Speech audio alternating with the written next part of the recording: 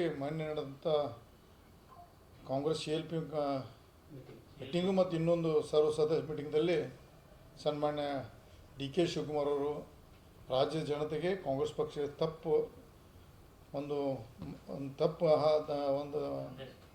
ಸಂದೇಶ ಕೊಡ್ತಿದ್ದರು.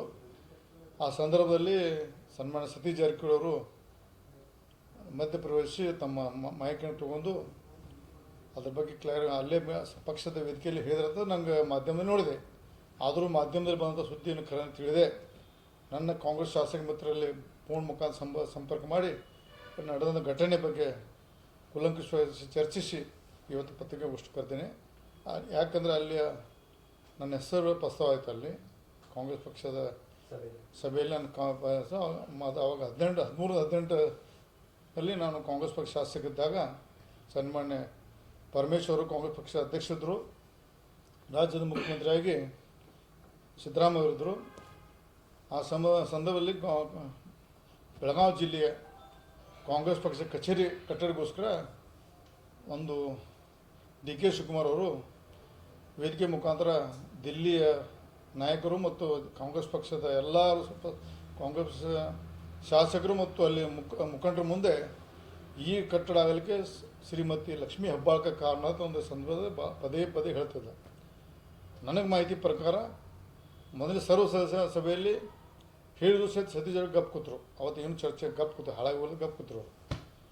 ಎರಡನೇ ಬಾರಿಗೆ ಮತ್ತೊಂದು ಮೀಟಿಂಗ್ದಾಗ ಮತ್ತೆ ಅದೇ ಮಾಡಿದ ಸತೀಶ್ ಜಾರಕಿಹೊಳಿ ಎಲ್ಲಿಂದ ಸಿಟ್ಟು ಬದುಕುತ್ತೋ ಅವ್ರಿಗೆ ಇವತ್ತು ಈ ಸಂದರ್ಭ ಧನ್ಯವಾದ ಹೇಳ್ತೀನಿ. ಅವರಿಗೆ ಒಂದು ವಿರೋಧ ಮಾಡೋ ಶಕ್ತಿ ದೇವ್ರಿಗೆ ಕೊಟ್ಟದ ಅಂತ ಮುಂದಿನ ಹಂತದಲ್ಲಿ ಕೊಡ್ಲಿಕ್ಕೆ ದೇವರಲ್ಲಿ ಲಕ್ಷ್ಮೀ ತಾಯಲ್ಲಿ ಬಿಡ್ಕೋತೀನಿ. ಯಾಕಂದರೆ ವಿರೋಧ ಮಾಡುವಂಥ ಶಕ್ತಿ ಇರಬೇಕು. ಯಾಕೆ ವಿರೋಧ ಮಾಡೋದಕ್ಕೆ ರಾಜ್ಯಕ್ಕೆ ಅನ್ಯಾಯ ಆಗುತ್ತೆ, ಜನಾಂಗಕ್ಕೆ ಅನ್ಯಾಯ ಆಗೈತೆ. ಇವತ್ತು ಸತೀಶ್ ಜಾರಕಿಹೊಳಿಗೆ ನಾನು ಹೃದಯಪೂರ್ವಕ ಅಭಿನಂದನೆ ಸಲ್ಲಿಸ್ತೀನಿ. ಅಲ್ಲಿ ಆ ಸಂದರ್ಭದಲ್ಲಿ ಇಂಟರ್ವ್ಯೂ ಆಗಿ ಅಲ್ಲಿ ಮಾತಾಡೋದಕ್ಕೆ ಇವತ್ತು ಹೃತ್ಪೂರ್ವಕ ಅಭಿನಂದನೆ ಸಲ್ಲಿಸ್ತೀನಿ. ಆವಾಗ ವೇದಿಕೆ ಮೇಲೆ ಹೋಗಿ ಶಿವಕುಮಾರ್ ಅವರ ಕೈಯಲ್ಲಿದ್ದಂಥ ಮೈಕ್ ತೊಗೊಂಡು ಇಲ್ಲಿ 13-18 ನಡೆದಂಥ ಕಾಂಗ್ರೆಸ್ ಪಕ್ಷದ ಕಚೇರಿ ಯಾರ ಮುಖಾಂತರ ಹೆಂಗಾಯ್ತು ಅಂದರೆ ಸವಿಸ್ತಾರವಾಗಿ ಹೇಳಿದಿರತ್ತೆ. ಅದರಲ್ಲಿ ಮೇನ್ ಆವಾಗ ಶ್ರೀಮತಿ ಲಕ್ಷ್ಮೀ ಹೆಬ್ಬಾಳ್ಕರ್ ಅವರು ಕಾಂಗ್ರೆಸ್ ಪಕ್ಷದ ಜಿಲ್ಲಾಧ್ಯಕ್ಷರಿದ್ದರು. ಅವರು ಒಂದು ನೈತಿಕ ಒಂದು ಅಧ್ಯಕ್ಷರಿದ್ದರು ಅಷ್ಟೇ.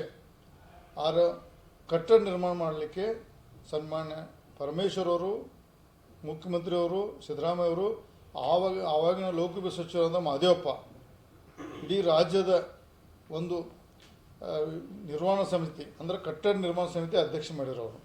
ಈ ಭಾಗದ ಬೆಳಗಾವಿ ವಿಭಾಗ ಮತ್ತು ಮೈಸೂರು ವಿಭಾಗ ಎರಡು ವಿಭಾಗಕ್ಕೆ SC ಮಹದೇವಪ್ಪನ ಕಟ್ಟಡ ನಿರ್ವಹಣೆ ಮತ್ತು ಹಣ ಕ್ರೋಢೀಕರಣ ಮತ್ತು ಇನ್ನು ಅನೇಕ ಎಲ್ಲ ವಿಚಾರಗೋಸ್ಕರ SC ಮಹದೇವಪ್ಪನ ಕಮಿಟಿ ಅಧ್ಯಕ್ಷ ಮಾಡಿದರು.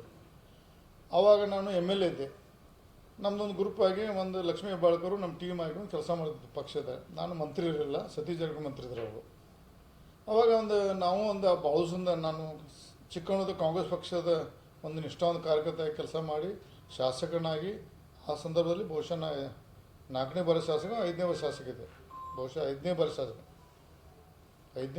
ಇದ್ದೆ, ಇಲ್ಲ 4ನೇ ಬಾರಿ ಶಾಸಕ ಇದ್ದೆ.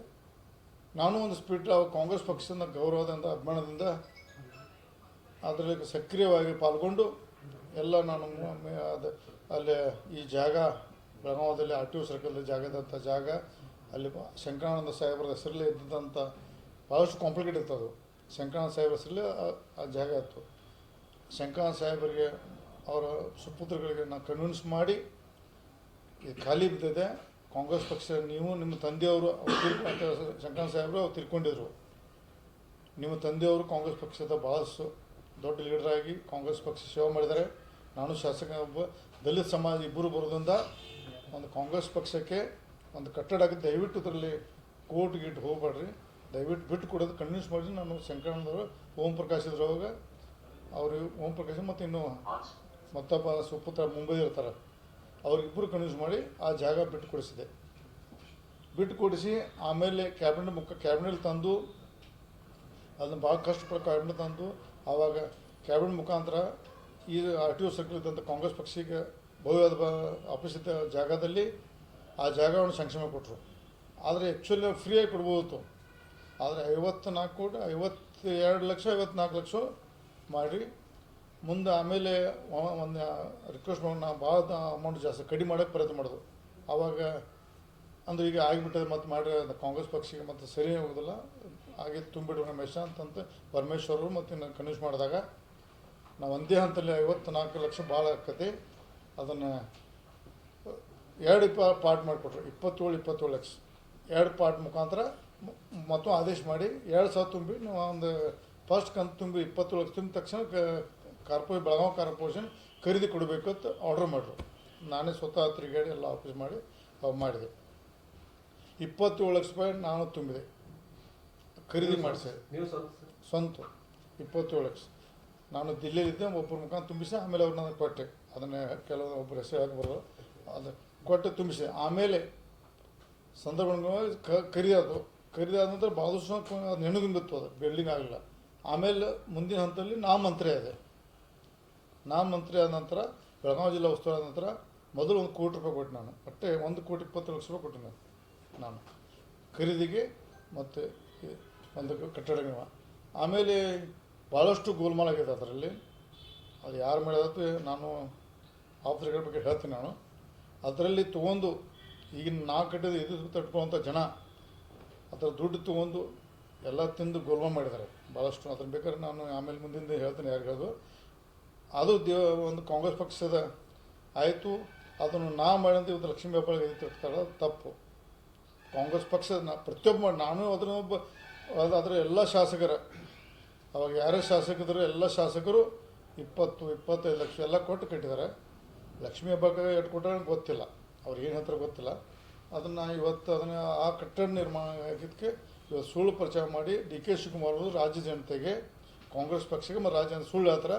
ಅದನ್ನು ನಾವು ಇವತ್ತು ಖಂಡನೆ ಮಾಡ್ತಾ ಅಂತ ಈ ಸಂದರ್ಭದಲ್ಲಿ ಇಚ್ಛೆ ಪಡ್ತೇನೆ.